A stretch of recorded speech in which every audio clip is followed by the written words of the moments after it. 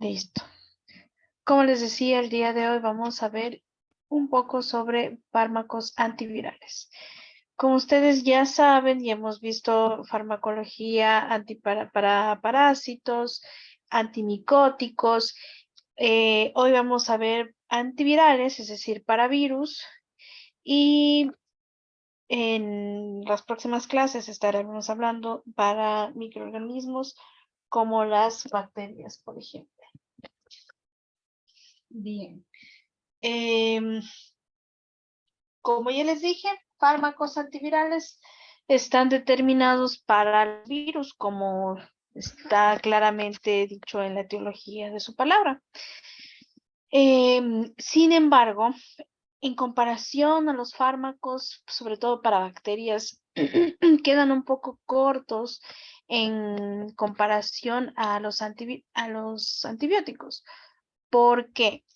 Porque en realidad la maquinaria molecular de las bacterias es a veces incluso menos compleja e incluso las bacterias tienen otra forma de multiplicarse.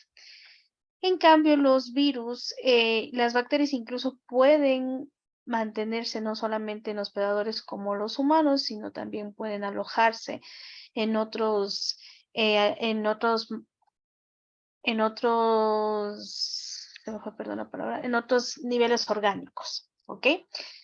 En cambio, los virus dependen de un elemento vivo para poderse replicar. Hoy en día todavía existe un poco de contradicción y hay criterios que discrepan a veces unos con otros, porque hay unos que no lo quieren caracterizar a un virus como un organismo vivo, ya que si un virus por sí solo no puede vivir, es decir, un virus no puede vivir por sí solo en superficies como, por decir, el aluminio, en superficies inertes. Para que un virus se multiplique, se replique, tiene que mantenerse y aislarse en un organismo vivo, en este caso los seres humanos.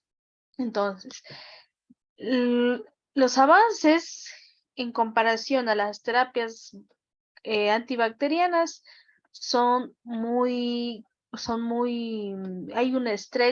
hay un hay un amplio rango entre estos. Déjenme ver un ratito. Sí, exactamente. Alexandra Tianga me dice, sí, son dependientes de un ser vivo, exactamente.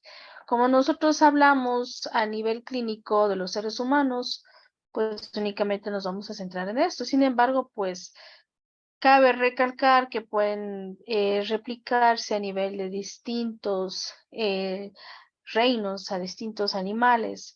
Entonces, la importancia es que se repliquen en un ser vivo. Lo que ocurría, por ejemplo, con el COVID. Cuando ocurrió la pandemia en el 2020, hubo una gran desinformación. Sin embargo, a pesar de que el coronavirus no fue un virus que literalmente se dio en ese momento, sino que ya venía existiendo desde décadas atrás. Lo que pasa es que en ese momento se generalizó el virus por varios lugares del mundo, pues sí, ya crearon las consecuencias que todos vivimos y conocemos.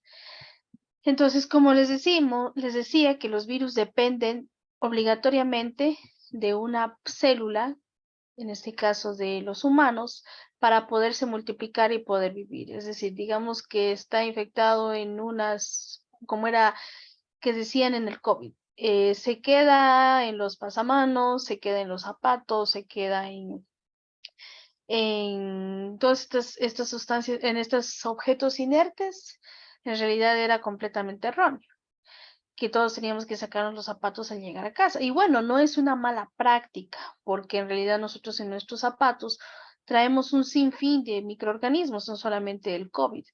pero esa en realidad no era la clave para disminuir el COVID, sino que conjuntamente con buenos hábitos de higiene, como por ejemplo hacer un correcto lavado de manos y el uso de la mascarilla, ayudó a frenar bastante todas las personas contaminadas, conjuntamente, por supuesto, con las vacunas. Entonces, existen límites entre lo que es una dosis terapéutica y una dosis tóxica, que era lo que hablábamos al inicio de este nivel. Los efectos esperados, como ya lo sabemos, de los fármacos pueden ser efectos terapéuticos o bien dos efectos tóxicos, que ya generan reacciones no esperadas y que en realidad pueden tener consecuencias en algunos casos un poco graves incluso. Estos son virus, estos son muy pequeñitos. En realidad, si hacemos una comparación con otros microorganismos, por supuesto hay varios tipos de virus, como en todos los microorganismos que hemos venido hablando, pero los virus son de los más pequeños que hay. Existen entre de 10 a 300 nanómetros. Luego van los virus que están en micrómetros y así sucesivamente.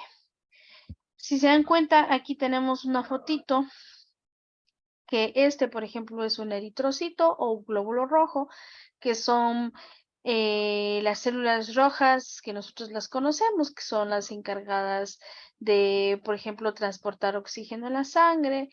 Y aquí tenemos una comparación. Si se dan cuenta, está como cubito, no, perdón, de aquí que hay como, ¿cuál sería la forma? Sí, esta es una bacteria que se llama Escherichia coli, es como un cilindro, exacto. Este modo de cilindro, bueno, que está en 3D, esta es una bacteria que se llama Escherichia coli, que nosotros únicamente podemos apreciarla bajo el microscopio mediante distintas técnicas de microbiología. Y la comparación, miren, de una célula de la sangre, que es un glóbulo rojo, versus la comparación de una bacteria muy común, que es de aparición muy común en nuestra población, es grande, o sea, es una gran diferencia la que se aprecia. Y en comparación, aquí en cambio, vamos de lo más grande a lo más pequeño. Glóbulo rojo, pasamos a una Escherichia coli. De la Escherichia coli, miren, aquí es más chiquito incluso el virus del coronavirus. Es más chiquito que una Escherichia coli. Una Escherichia coli es una bacteria que la podemos incluso a veces encontrar en alimentos o a veces también puede ser transmitida mediante la microbiota, que es normal del tracto gastrointestinal, hacia el área genital. Entonces, miren, el coronavirus es mucho más chiquito que una bacteria de Escherichia coli. También tenemos, miren, este bacteriófago T4 es otro tipo de virus. Hay más chiquitos como este M52, hay un poliovirus y hay un virus del mosaico del tabaco, o sea, son virus en realidad muy pequeñitos, si se dan cuenta, en comparación a un glóbulo rojo, ¿ok? Entonces, como son tan chiquitos, asimismo también su morfología carecen de una maquinaria molecular, carecen de enzimas y de distintos precursores metabólicos que les ayuden a tener una replicación por sí sola. Entonces, los virus dependen sí o sí de un huésped, de una célula huésped.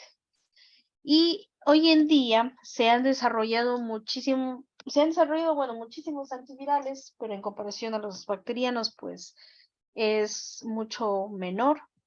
Pero sí existen nuevos tratamientos para infecciones causadas por una serie de virus que existen hoy. Por ejemplo, el virus del herpes, los virus respiratorios y el incluido, el que ha tenido una larga investigación, que es el virus de la inmunodeficiencia humana o también conocido como VIH. Pero hablemos un poquito de los virus.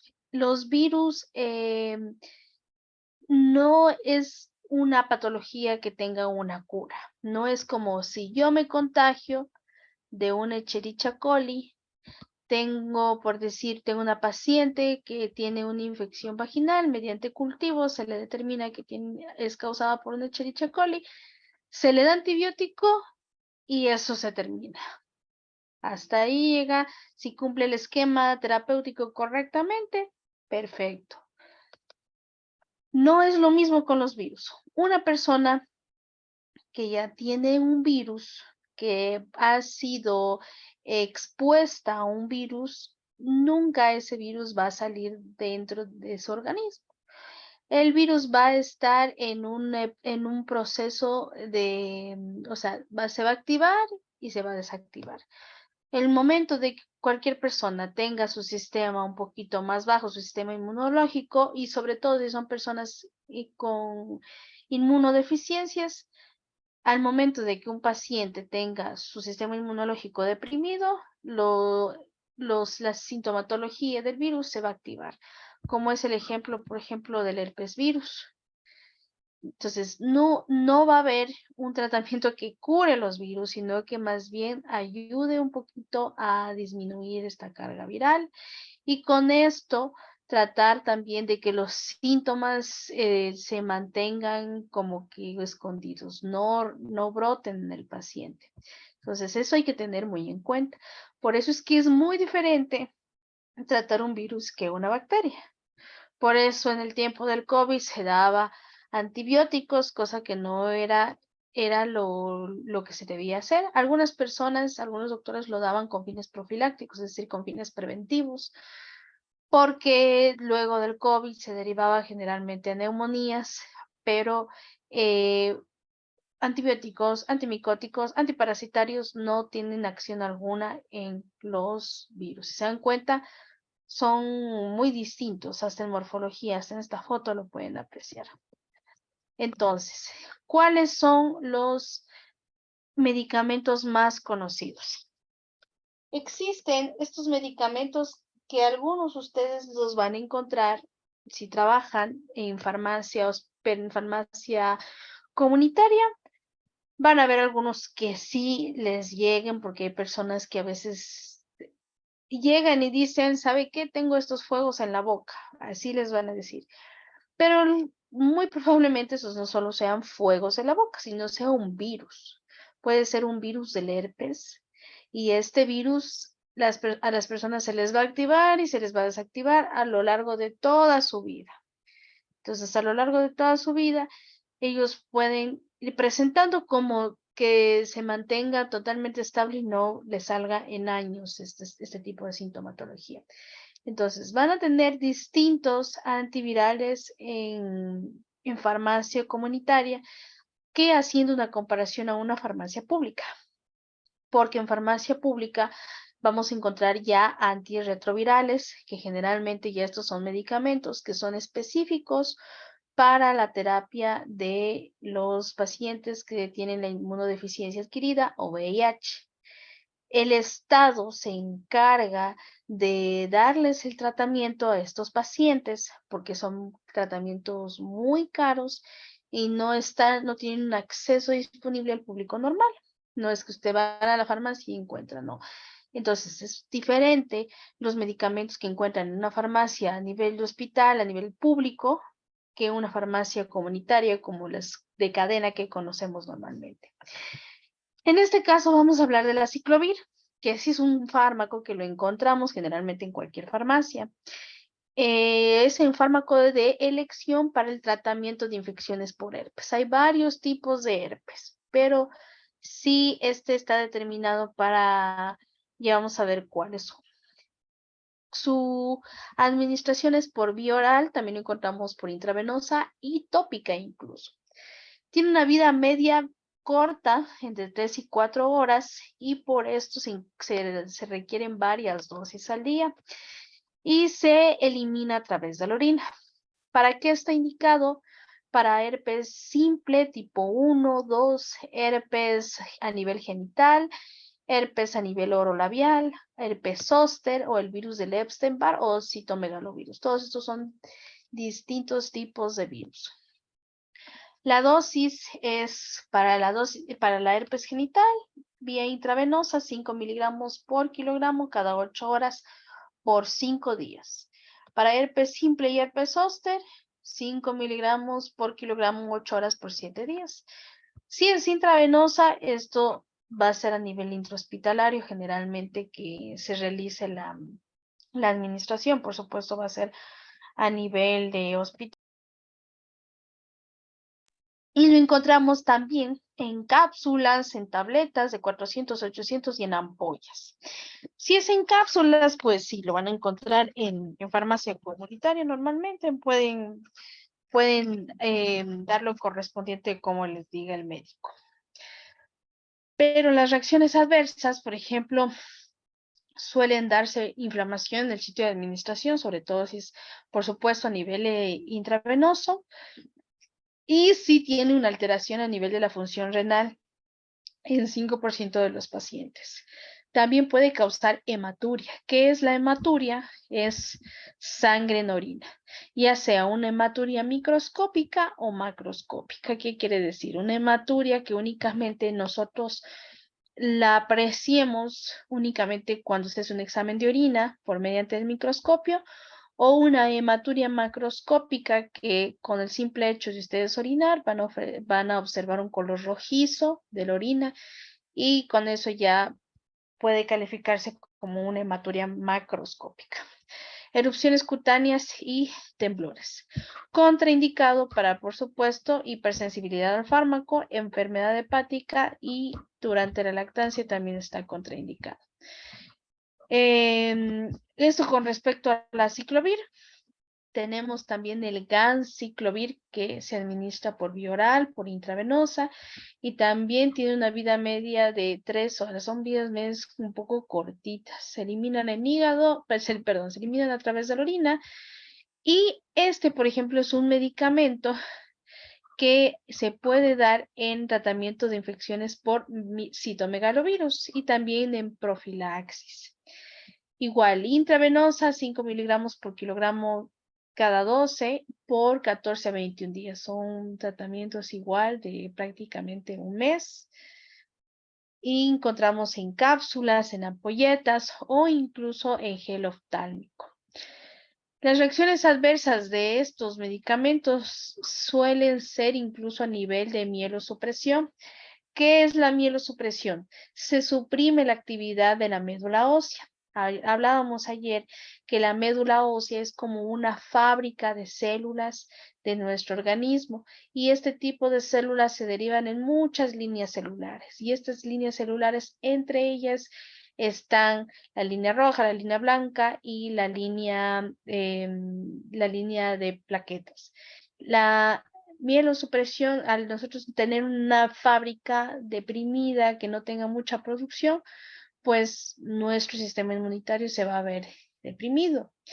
Sobre todo afecta a la línea blanca en las células que son los neutrófilos, que en este caso generan algo que se llama neutropenia. ¿Qué es una neutropenia? Es una disminución de los neutrófilos. Y los neutrófilos son un tipo de glóbulos blancos. Quiere decir soldaditos disminuidos, como al modo coloquial. Y los menos recurrentes son los problemas gastrointestinales, fiebre, malestar general. Estas reacciones adversas se repiten muchísimo en estos medicamentos. Función hepática, renal, sí se repite. Por eso la contraindicación está en enfermedad hepática, lactancia, embarazo y siempre que exista hipersensibilidad al medicamento, pues por supuesto está completamente contraindicado. Ahora, el Foscarnet ya es un medicamento que está ya también no solamente para el herpes, sino también para el VIH.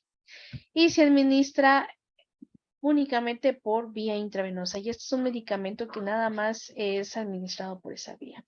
Vida media de aproximadamente 4 y 8 horas y más del 80% de este medicamento se elimina a nivel de orina. Está indicado para retinitis causada por citomegalovirus, que la retinitis es una inflamación de la retina en el ojo. Y también por citomegalovirus que ya tienen una resistencia al ganciclovir. Ya tienen resistencia al ganciclovir, podemos pasar al Foscarnet, por ejemplo. Pero la resistencia, así como hablábamos en bacterias de la resistencia, también existe resistencia en virus, resistencia en micosis. Entonces, siempre estos medicamentos hay que tratarlos también con mucho cuidado. Y también hay cepas, de herpes que sí se vuelven resistentes a este primer medicamento que vimos, que es el aciclovir, que es un medicamento muy usado, el aciclovir. ¿Cuál es la dosis? Igual, intravenosa, se hace el cálculo de 60 miligramos por kilogramo cada 8, y esto sí se hace una infusión. Se tiene que ir como que alternando distintas dosis, primero 90, y luego, por ejemplo, esto es por 14 a 21 días. Y luego vamos a hacer, como quien dice, dosis de mantenimiento por 90 a 120 por kilogramo, conforme también vayamos revisando los síntomas. Y los encontramos en esta presentación, que son ámpulas de 24 miligramos sobre ml.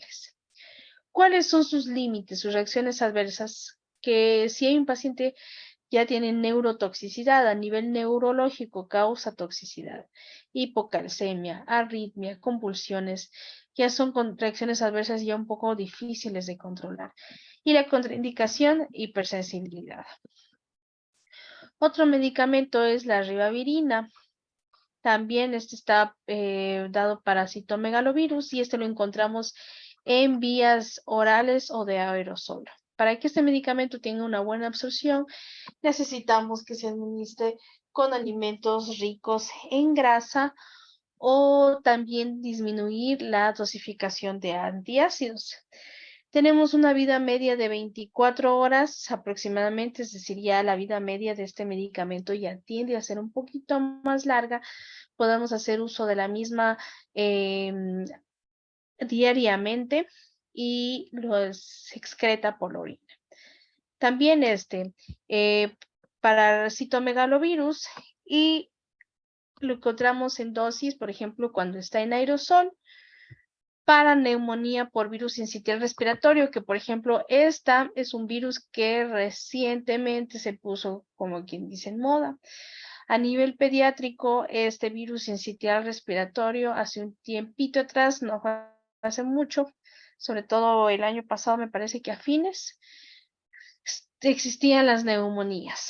Las neumonías no son pueden ser causadas por muchas cosas. Pueden ser causadas por virus, por distintos tipos de virus, por distintos tipos de bacterias, e incluso por distintos tipos de hongos.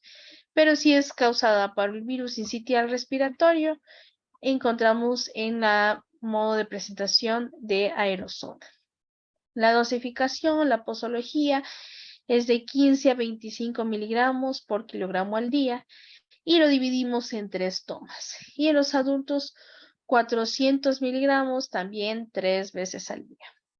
Encontramos en cápsulas de 200, 400, y también en gotas, en soluciones, en crema, siempre escogiendo la mejor forma farmacéutica para corresponderle incluso al paciente, a su sintomatología.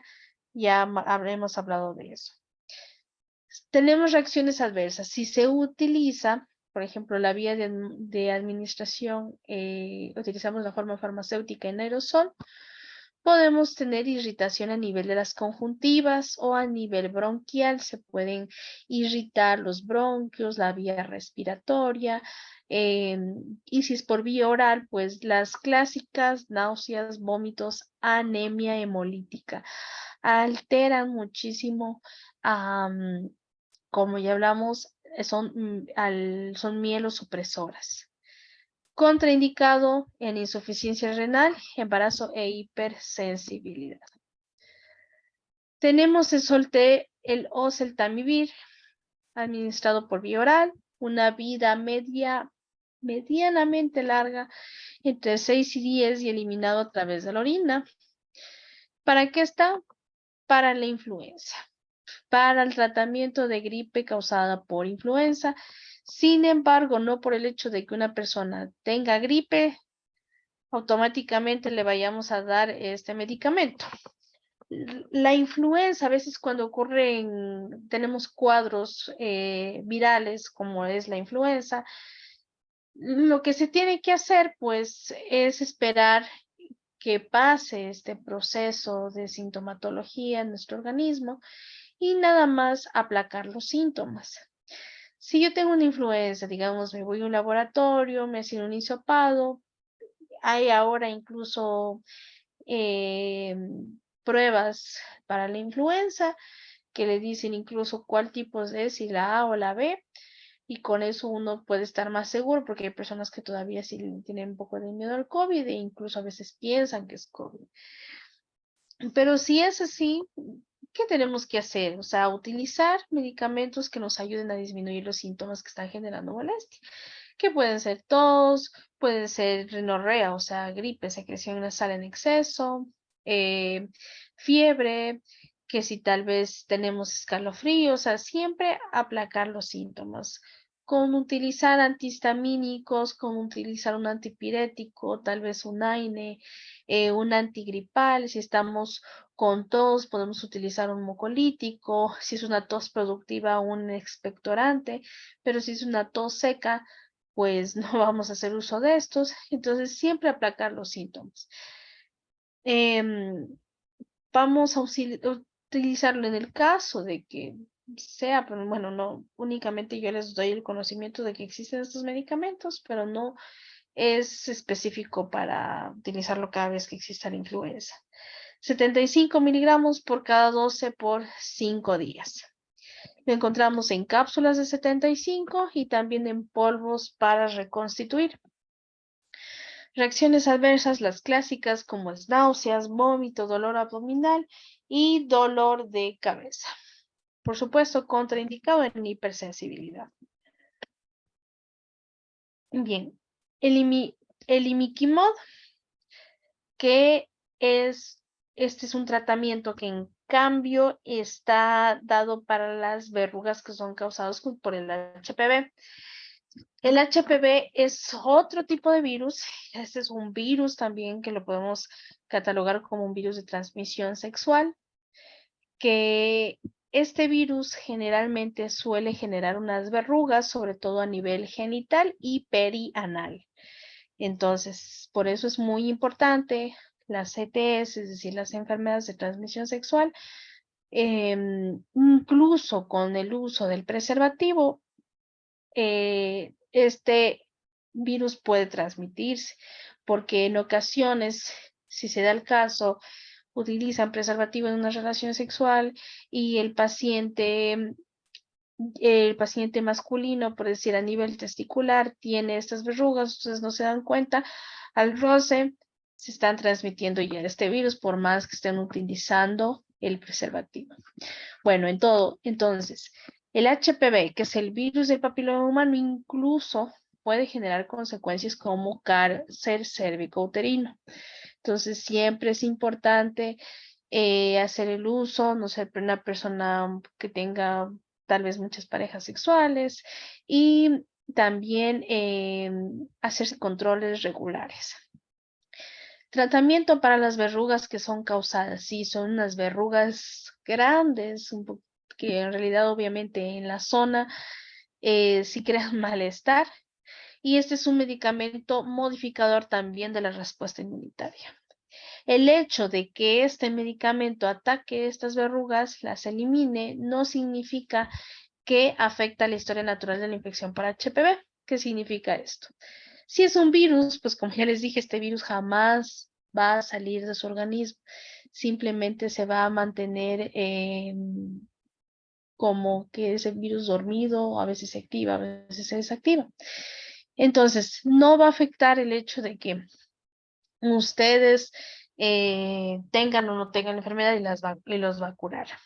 Únicamente ayuda a destruir estas verrugas y la infección subclínica persiste, porque las verrugas nada más son un signo, son un síntoma del HPV, del virus del papiloma humano.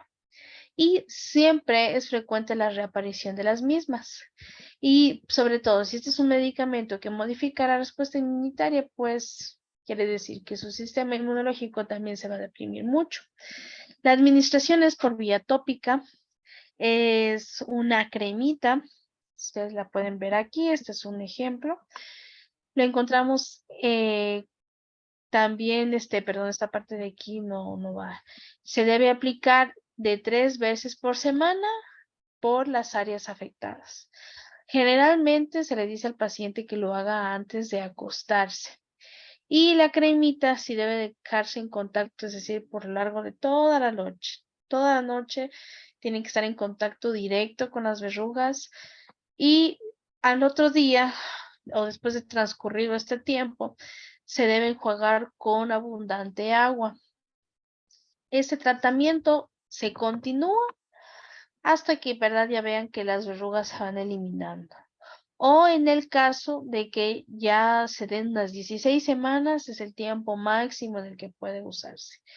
La encontramos en una presentación de 5%, una cremita al 5%, y las reacciones adversas pues son reacciones cutáneas locales como eritema, erosión, descamación de la piel, edema, va a haber una inflamación, retención de líquidos. Entonces este medicamento va para las verrugas genitales y perianales causadas por el HPV. Hay otro grupo de los medicamentos, de los fármacos antivirales que se llaman los antirretrovirales. ¿Qué son los antirretrovirales? Como ya saben, el virus de la inmunodeficiencia humana es un virus que en realidad a lo largo de los años ha cobrado muchas vidas. Y el HIV, pues, es prevenible. Ya saben, por ejemplo, el HIV puede contagiarse por el tipo de relaciones sexuales, por intercambio de fluidos, por a veces las personas que utilizan drogas subcutáneas o intravenosas suelen compartir jeringas. Sin embargo, por ejemplo, el HIV no se contagia con darse la mano, con darse un beso, con compartir con una persona, con comer de la misma cuchara de una persona. Esos no son los mecanismos de contagio de este virus. Pero hoy en día, ese es uno de los grupos farmacéuticos que más investigación han tenido a lo largo de los años. Los antirretrovirales, pues sí está un poquito limitado hoy en día porque ha cobrado muchísimas vidas y es un grupo creciente a nivel de investigación. Los antirretrovirales se utilizan en distintas combinaciones. Lamentablemente las personas que tienen este virus, pues existe una fase donde en verdad, si es que no llegan a un tratamiento, si es que no llegan a un diagnóstico o si se diagnostican y no se tratan, en realidad van a tener complicaciones muy fuertes, porque el hecho de que no se tratan al estar su sistema inmunológico tan deprimido, en realidad ellos no se pueden defender contra nada. Cualquier infección que para cualquier persona no represente ni siquiera un estornudo para ellos en realidad va a ser, incluso puede ser una causante de mortalidad muy elevada. Morbilidad y mortalidad muy elevada en estos pacientes. Entonces, gracias a esto están los antirretrovirales. Em, cuando en, un segundito, perdón.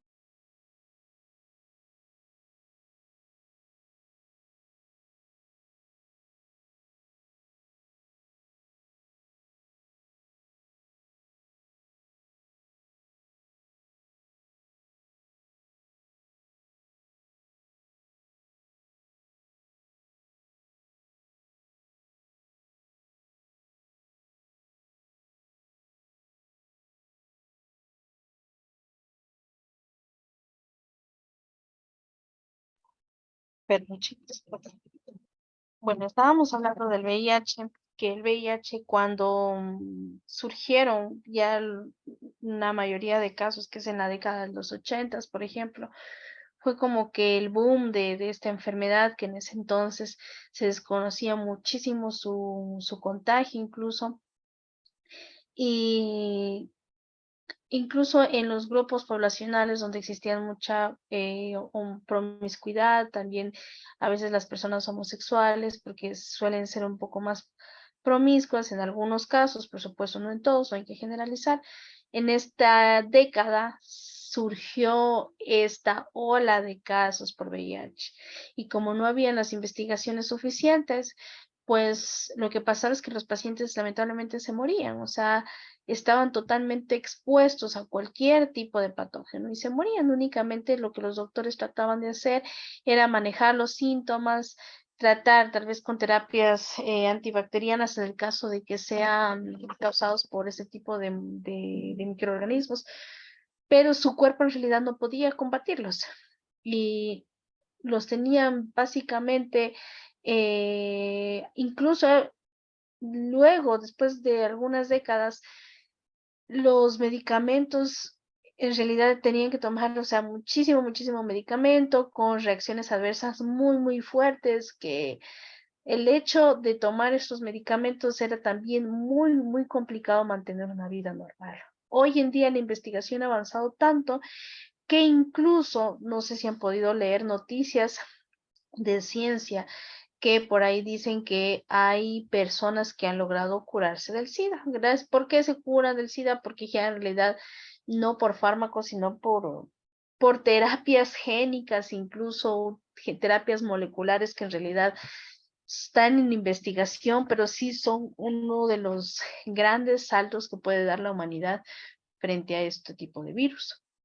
Y estos medicamentos se tienen que generalmente utilizar en varias combinaciones, no con monoterapia. Es decir, no solo un medicamento, sino que tienen que ser complementados entre varios. Como aquí dice, salva vidas, pero no cura la infección. ¿Ya? ¿Qué es lo que hacen? Reducen la concentración del VIH en el cuerpo. Pues sí, la disminuyen porque el momento en el que el VIH se instaura en todas las células, debuta la enfermedad y en realidad la sintomatología y más que nada la inmunosupresión va a ser demasiado alta. Entonces, mientras nosotros reduzcamos el volumen de la concentración de este virus, muchísimo mejor. También, como hay menos carga viral, asimismo, se reduce también el riesgo de transmisión. Va de la mano. A menor carga viral, menos es el riesgo de transmisión, así como también ocurría con el COVID.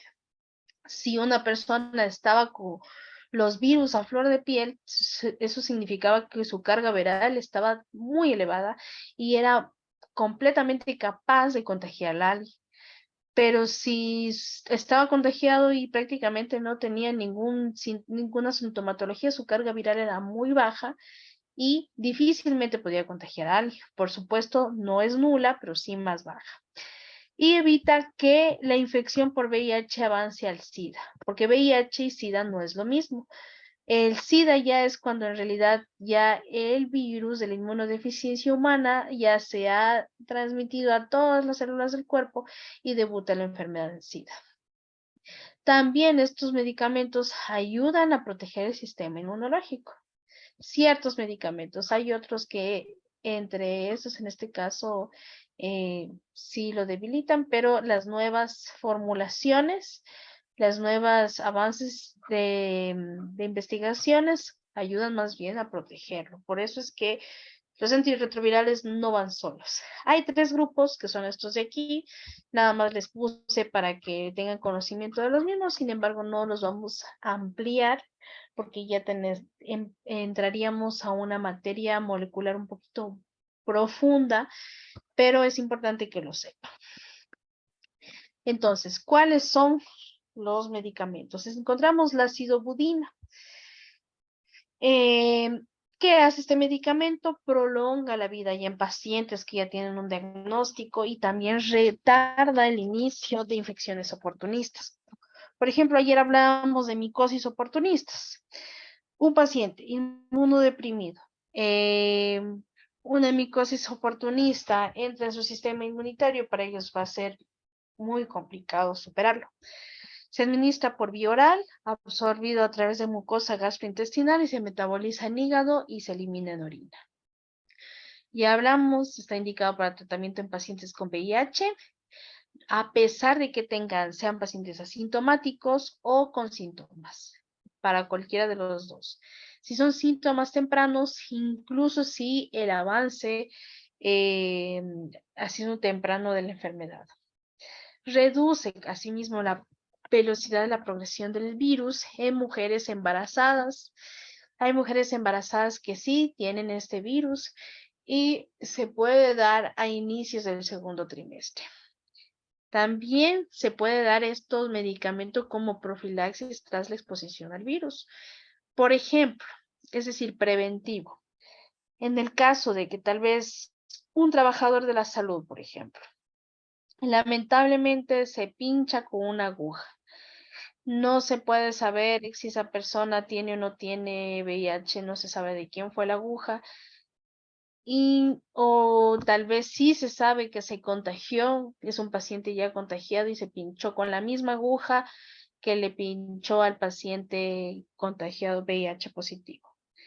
Se puede dar una profilaxis tras la exposición al virus, siempre en un periodo determinado con el fin de hacer que se disminuya, que no prospere la carga viral del VIH y la persona tal vez nunca llegue a tener este virus, nada más con fines preventivos. La dosis es 200 miligramos 3 veces al día o 300 miligramos 2 veces al día. Lo encontramos en cápsulas de 100 miligramos, tabletas de 300 miligramos y también en solución inyectable. ¿Cuáles son las reacciones adversas? Deprimen el sistema inmunitario y se manifiestan en anemia, en neutropenia, como ya les dije que es neutrófilos bajos, dolor de cabeza, que es la cefalea, insomnio, malestar general, dolor muscular, si las reacciones adversas son un poquito fuertes. La lamivudina, también para el VIH, se administra por vía oral, se absorbe en el tubo digestivo y tiene una vida media cortita a sí mismo. Se combina, por supuesto, con otros antirretrovirales. También a veces se lo da en virus para la hepatitis B, pero no tanto, mucho más para VIH y no es aconsejable la monoterapia, es decir, un solo medicamento no es aconsejable en VIH. Dosis de 150 o también 15 ml cuando estamos hablando de una solución oral 2 veces al día. Lo encontramos en comprimidos y en solución oral. Reacciones adversas, neurotoxicidad, pancreatitis, es decir, inflamación del páncreas, dolor muscular, dolor de cabeza, diarrea y contraindicado en pacientes con hipersensibilidad. Existe también el lindinavir. Este medicamento es uno de los que tienen un gran balance entre eficacia y toxicidad, ¿ya? Porque su eficacia pues es buena, pero también siempre hay que hacer un balance con qué tan tóxico es para nuestro organismo, porque ya saben, medicamentos a veces curan otra cosa, pero en realidad tienen reacciones adversas en otro sistema. Administración por vía oral y vida media de 1 hora y media, 1 hora casi 2 horas aproximadamente. Y el tratamiento de pacientes con VIH también combinado con otros antirretrovirales. La dosis es de 800 miligramos cada 8 horas, miren. Y tenemos cápsulas de 200 y 400 miligramos.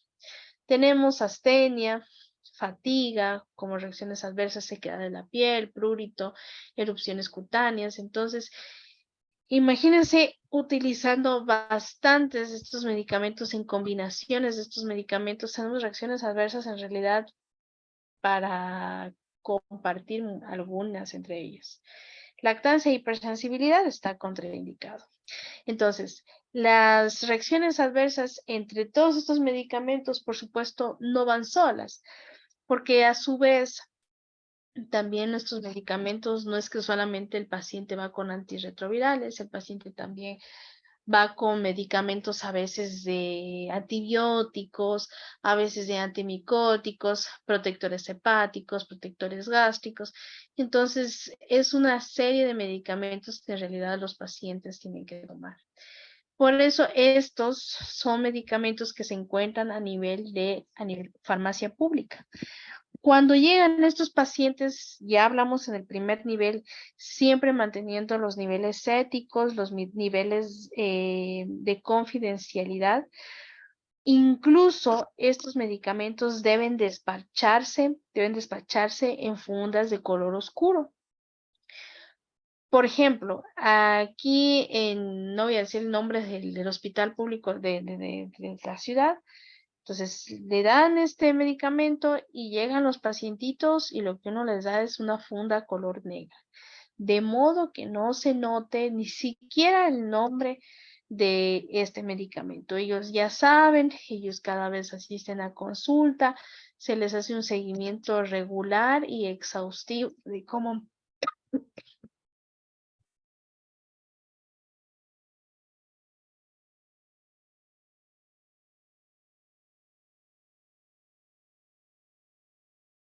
Perdón, chicos.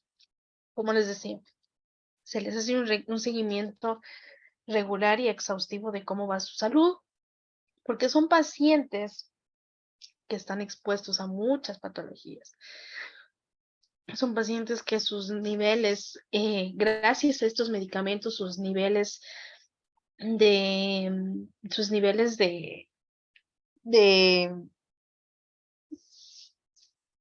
defensas están bajos, pero gracias a estos medicamentos podemos mantenerlos algo estables. Porque si nuestro sistema inmunitario está muy debilitado, podemos adquirir una serie de problemas. ¿Ok? Eso, chicos, hoy con los antirretrovirales. No sé si alguien tiene alguna duda tal vez al respecto de estos medicamentos. Por supuesto, son de uso delicado. Ustedes, por supuesto, no solamente pueden llegar a trabajar en farmacia comunitaria, sino también puede ser el hecho de que vayan a farmacia hospitalaria. Y en farmacia hospitalaria incluso uno está en mayor contacto con todo tipo de pacientes. Cuando está en farmacia hospitalaria puede tener contactos con varios, puede aprender muchísimo aquí incluso, porque a veces uno tiene que subir a los distintos pisos, tiene que dar medicación, tiene que despachar, entonces es un poco más dinámico desde mi punto de vista. No sé si alguien tiene algún comentario, tiene alguna duda, algo que nos quiera decir al respecto con respecto a la clase de hoy.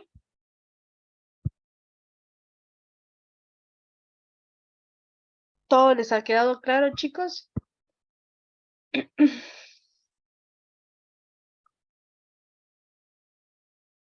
Bueno, si no hay dudas y todo les ha quedado claro, pues qué chévere. Cualquier cosita, la clase llega hasta hoy, igual esta semana.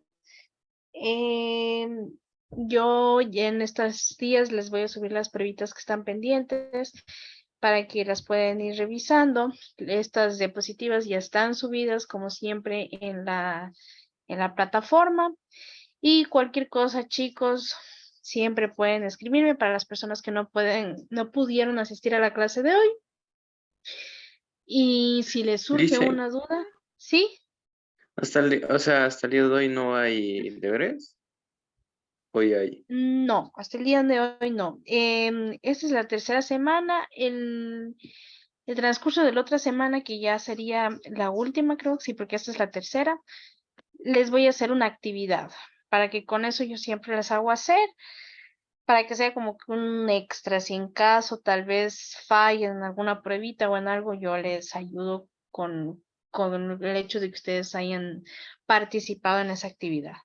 La vez pasada, por ejemplo, les mandé lo de una receta. Ahora ya les voy a mandar otra cosita que va a ser la siguiente semana. ¿Sí? Con el fin de Ya, que se gracias, Liz. recuperen en caso de que no, tal vez hayan salido mal en alguna prueba o algo por el estilo. ¿Ok?